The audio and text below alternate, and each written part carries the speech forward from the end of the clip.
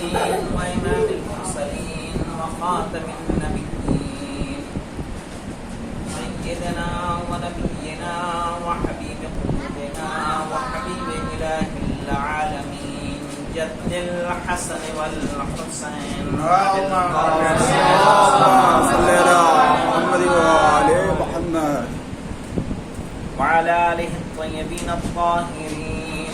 أما بعد فقد قال رسول الله صلى الله عليه وآله وسلم بسم الله الرحمن الرحيم كنت مولاكم فهذا علي مولا. صلوات اللهم صل على محمد وآل محمد. آج کی یہ سعید تاریخ، یہ مبارک تاریخ جس میں مولا متقیان علی بن ابی طالب کل جہان کا مولا اور آقا معین کیا گیا، مقرر کیا گیا. آج کی وہ شب ہے. ظاہر ہے چھٹے امام سے کسی نے پوچھا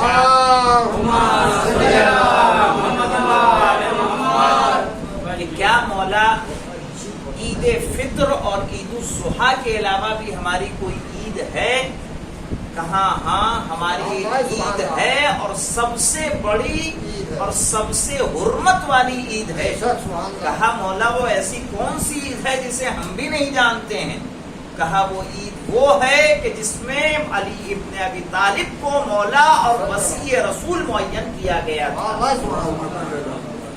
اور یہ مبارک تاریخ صرف و صرف محفلیں کرنے کے لیے نہیں ہے، بلکہ یہ مبارک شب ہے. اس میں اللہ سے قریب، اہل بیت ہمارے لیے اللہ سے قریب ہونے کا ذریعہ ہے. وہ آئے ہی اس دنیا میں ہیں تاکہ اللہ کے احکام کو ہم تک پہنچا سکیں. تو آج کی مناسبت سے کچھ اعمال ہیں، وہ آپ کے پیش کر رہا ہوں. جس کو خداوند عالم توفیق دے گا وہ اسے انجام دے سکتا ہے. آج کی ایک مخصوص نماز ہے، اس طرح کی نماز کہیں اور نہیں ہے. ورنہ آپ دیکھیں گے کوئی بھی نماز 2 رکعت کے بعد سلام پڑھا جاتا ہے، سوائے ظہر، عصر اور عشاء کے. باقی کوئی نماز تیسری رکعت میں ہم مغرب کو چھوڑ کے، یعنی جو مستحب نمازیں ہیں، داخل نہیں ہوتے. صرف آج کے شب کی نماز ہے. جو پڑھنا چاہے تو پڑھے گا کہ نماز میں پڑھتا ہوں، نیت اس کی ہوگی نماز میں پڑھتا ہوں شب عید غدیر کی، نماز میں پڑھتا ہوں شب عید غدیر کی قربتاً اللہ. اور یہ 12 رکعت نماز ہے ایک سلام سے. یعنی آپ الحمد پڑھیں گے، سورہ پڑھیں، پھر رکوع میں جائیں، سجدے میں جائیں، پھر کھڑے ہوں، الحمد پڑھیں، کوئی سورہ پڑھیں، رکوع میں جائیں، سجدے میں جائیں، تشہد پڑھیں، پھر کھڑے ہو جائیں، پھر 2 رکعت پڑھیں، تشہد پڑھیں، پھر کھڑے ہو جائیں. اس طرح سے 12 رکعت. جب 12ویں پہ جائیں گے تو تشہد کے بعد سلام پڑھ کے ختم کر دینا ہے. آج کا یہ اعمال. کل کے اعمال میں جو کل 18 آ رہی ہے کہ جس میں مولا کو مولا بنایا گیا تھا، وہ تاریخ 18 ذی الحجہ تھی، جمعرات کا دن تھا. اس پہ آگے بات کروں گا. لیکن جو اہم چیز ہے وہ یہ ہے کہ کل کا روزہ بہت ثواب کا حامل ہے. کہا کہ جو انسان 18 کا روزہ رکھے تو اس کا 60 سال کے گناہوں کا کفارہ ہے. بلکہ دوسرا یہ ہے کہ پورے دہر، یعنی اتنا کہ جو ایک پورا زمانہ روزہ رکھے، پوری کائنات روزہ رکھے، اتنا ثواب آپ کو ملے گا، یا حج و عمرے کا ثواب ملے گا. غسل ہے، اس کے علاوہ 2 رکعت نماز ہے ظہر سے پہلے. 2 رکعت نماز میں پہلی رکعت میں سورہ انا انزلنا ہے، دوسری میں سورہ قل هو اللہ احد. اور 2 رکعت نماز ہے جس میں الحمد کے بعد 11 مرتبہ سورہ قل هو اللہ احد، 10 مرتبہ سورہ انا انزلنا اور 10 مرتبہ آیت الکرسی. آیت الکرسی خالدون تک پڑھنی ہے. دونوں رکعتوں میں ہم یہ پڑھیں گے. نیت کریں گے نماز میں پڑھتا ہوں عید غدیر کی 2 رکعت قربتاً اللہ. پہلی جو نماز ہے وہ صرف نماز نہیں پڑھ کے فارغ ہو جانا ہے. اس نماز کو پڑھنے کے بعد کہ جس میں صرف پہلی رکعت میں الحمد کے بعد انا انزلنا اور دوسری رکعت میں قل هو اللہ احد، کیسے صبح کی نماز پڑھتے ہیں وہ پڑھ لیں گے. پڑھنے کے بعد سجدے میں جائیں گے اور سجدے میں جا کے 100 مرتبہ شکرن للہ کہنا ہے. پھر بیٹھیں گے اور بیٹھنے کے بعد ایک دعا ہے اللہم انی اسألک بأن لک الحمد وحدک لا شریک لک وانک واحد احد صمد لم یلد لم تلد ولم تولد. یہ آپ کو دعا جب جو انسان عمل کرنا چاہے گا اسے انشاءاللہ یہ مل جائے گی. پھر جب اسے ہم پڑھ لیں گے تو دوسری رکعت میں ہم جائیں گے اور دوسری رکعت کو دوسری مرتبہ سجدے میں جائیں گے اور 100 مرتبہ الحمدللہ اور 100 مرتبہ شکرا للہ ہمیں پڑھنا ہے. اور جو انسان اس عمل کو کرے گا وہ ایسا ہے کہ جیسے اس نے غدیر خم کے میدان میں مولا کائنات کے ہاتھوں پر بیعت کی. یعنی اتنا ثواب ہے اس نماز کا. اس نماز سے جب فارغ ہو جائے تو 2 رکعت نماز اور پڑھنی ہے. اس کی بھی نیت کریں گے کہ نماز میں پڑھتا ہوں عید غدیر کی قربتاً اللہ. اور اس میں الحمد اور الحمد کے بعد 11 مرتبہ قل هو اللہ احد، 10 مرتبہ سورہ انا انزلنا، 10 مرتبہ آیت الکرسی. آیت الکرسی اور انا انزلنا میں اگر آپ آگے پیچھے کرنا چاہیں تو کر سکتے ہیں. یعنی پہلے آیت الکرسی پڑھ لیں پھر انا انزلنا، یا پہلے انا انزلنا پڑھ لیں پھر آیت الکرسی، اور دونوں رکعت میں آپ کو اس طرح سے پڑھنا ہے. اس کے علاوہ دعائے نطبہ پڑھنا مستحب ہے. ایک اور طویل دعا ہے وہ پڑھنا مستحب ہے.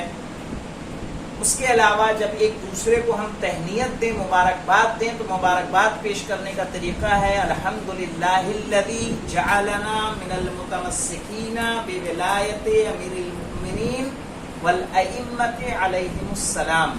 یعنی تمام تعریفیں ہیں اس پروردگار کی کہ جس نے ہم کو ان لوگوں میں شمار کیا کہ جو لوگ ولایت امیر المومنین سے جڑے ہوئے ہیں، ان سے متمسک ہیں. یعنی ولایت علی کا دامن انہوں نے چھوڑا نہیں ہے اور ائمہ کی ولایت کا دامن چھوڑا نہیں ہے. اس کا لاکھ لاکھ شکر ہے کہ ہمیں ان میں سے اس نے قرار دیا ہے. اس کو پڑھنا ہے. پھر مختصر سی ایک دعا ہے وہ پڑھنی ہے. اور اس کے بعد صیغہ اخوت نبی اکرم صلی اللہ علیہ وآلہ وسلم جب صلی اللہ محمد وآل محمد جب مکے سے مدینے آئے تھے تو آپ نے صیغہ اخوت جاری کیا تھا، یعنی ایک دوسرے کو بھائی بنانا. اگر اس کا میں ترجمہ کریں اور جب بھائی بنانا ہے تو جیسے اب یہاں ابھی جماعت تو نہیں ہو رہی ہے، ہم وہاں یہ اعمال کرتے تھے تو اس میں گول دائرے میں ہم بیٹھ جاتے تھے. گول دائرے میں بیٹھ کے ایک دوسرے کا دایاں ہاتھ پکڑنا ہے جس کو آپ چاہتے ہیں کہ یہ ہمارا قیامت میں ضامن ہو، اور یہ عہد کرے کہ جب تک میرا بھائی جنت میں داخل نہیں ہوگا میں جنت میں داخل نہیں ہوں گا. یہ صیغہ اخوت ہے. یا میرے اوپر جو میرے بھائی کے حق ہیں وہ میں نے معاف کیا، اس کے جو حق ہیں وہ اس نے مجھ پر معاف کیا. یہ صیغہ اخوت ہے جسے ہمیں کرنا چاہیے، کوشش کریں کہ ہم کریں. اور یہ عمل کا وقت ظہر سے پہلے ہے.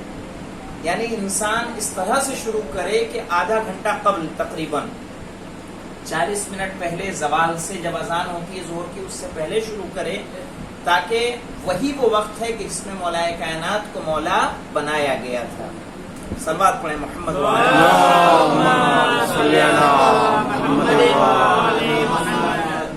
اب ہم آتے ہیں مختصر سا، بہت مختصر، تاکہ اس کے بعد آپ شعر و شاعری کر لیں.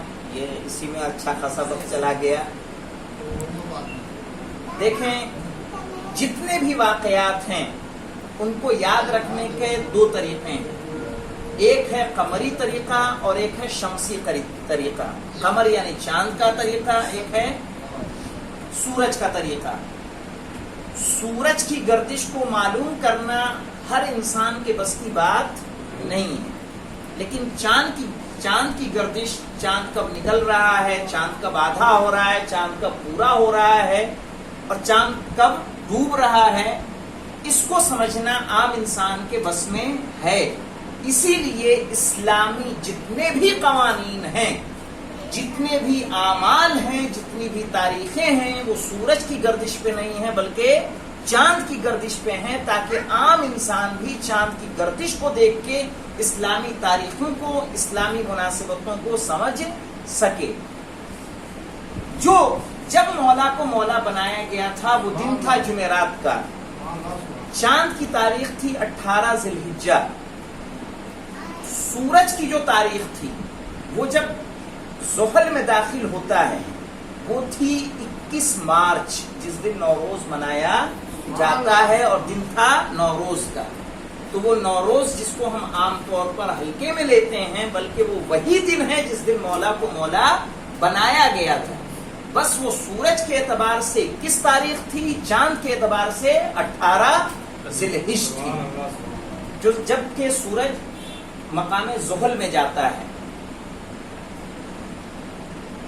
اب ایک مدعے پہ آتے ہیں ہم کہ جو کہا گیا ابھی تقریباً کہ جب ایک مفتی کا بیان آیا، غالباً وہ پاکستان کے ہیں کہ انڈیا کے، وہ تو نہیں جانتا، شاید آپ لوگوں نے بھی دیکھا ہو کہ جب شیعہ اذان دیتے ہیں اور کہتے ہیں بلا فصل، تو ہمیں شیعہ 3 وقت گالی دیتے ہیں، اس لیے کہ خلافت کا اگر دیکھا جائے تو پہلے خلیفہ پہلے حضرت، دوسرے خلیفہ دوسرے حضرت، تیسرے خلیفہ تیسرے، اور چوتھے پہ مولائے کائنات، کہ جو سن 35 میں آپ کو خلیفہ بنایا گیا۔ کہا آپ تاریخوں میں جا کے دیکھ لیں خلافت کس کی، یعنی علی کی خلافت کس نمبر پہ ہے۔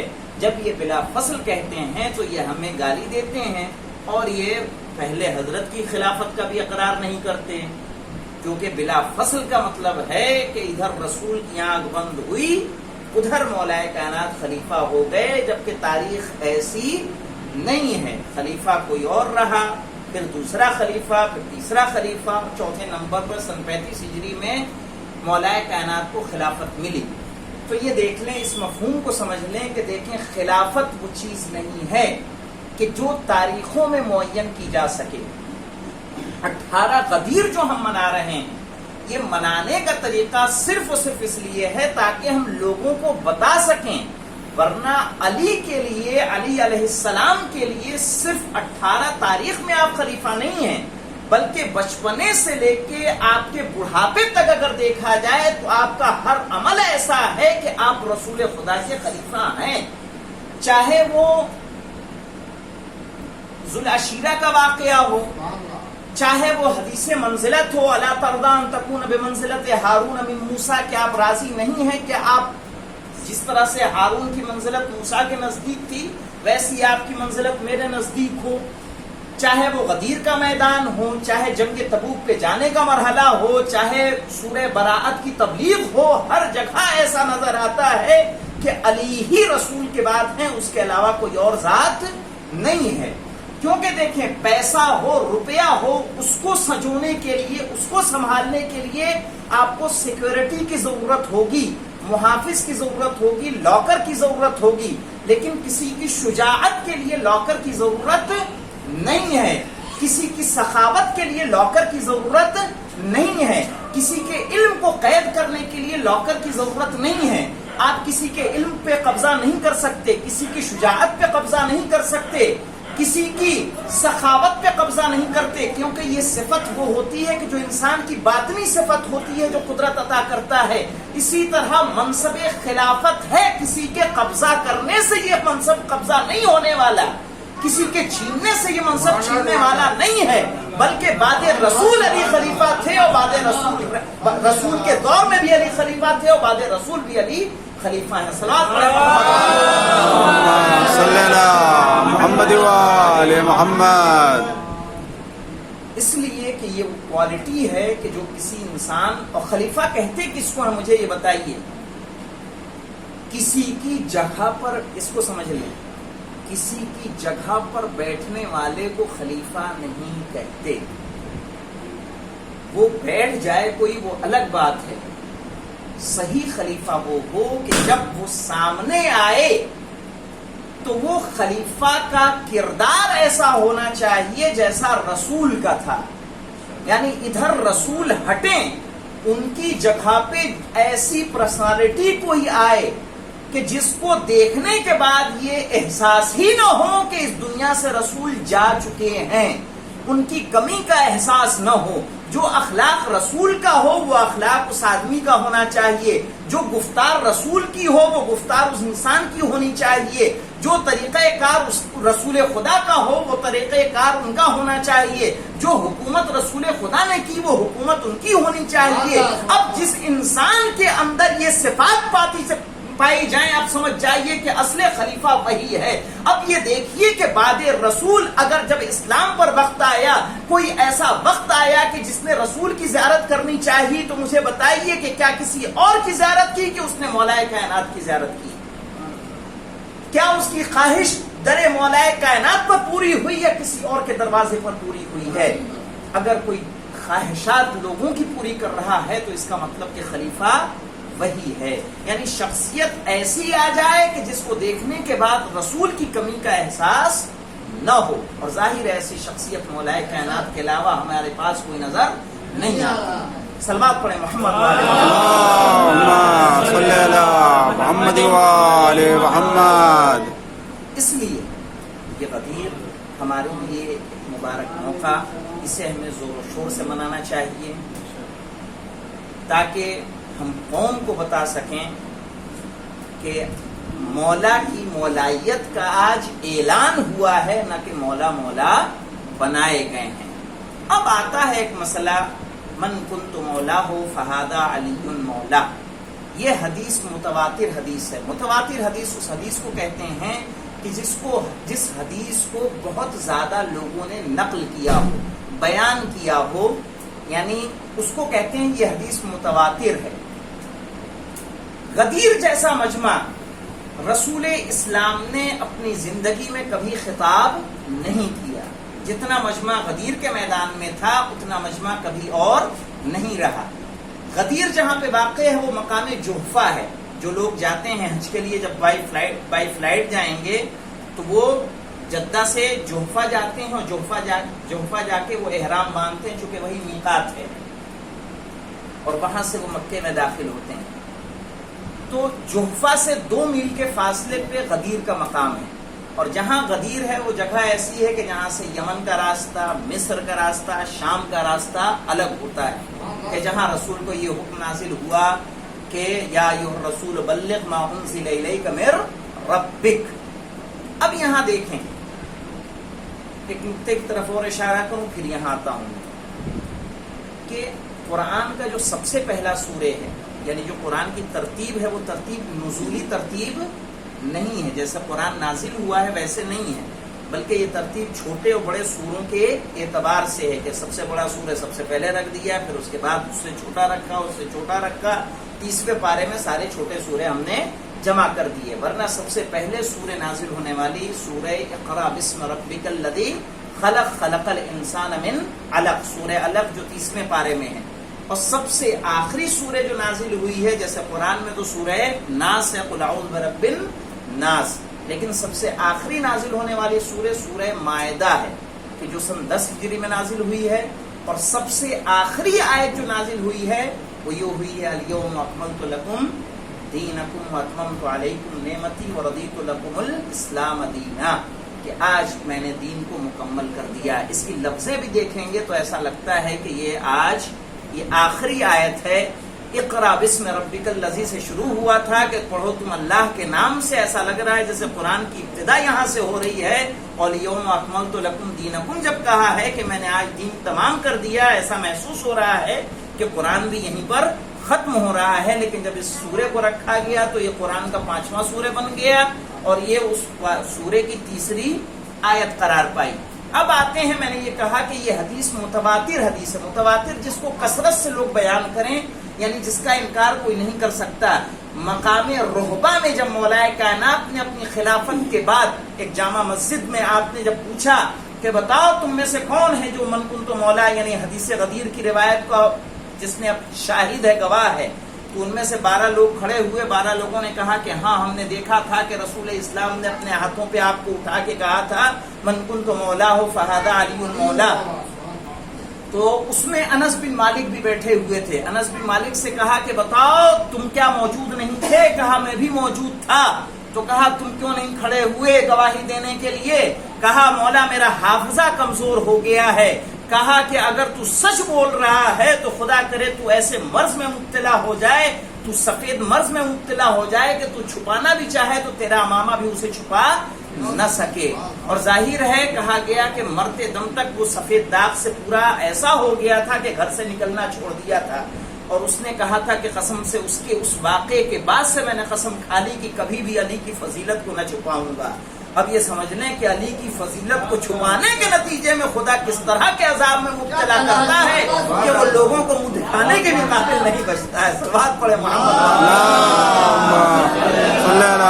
محمد وآل محمد. اب دیکھ لیں ذرا ایک اور نقطہ آپ کو واضح کر دوں.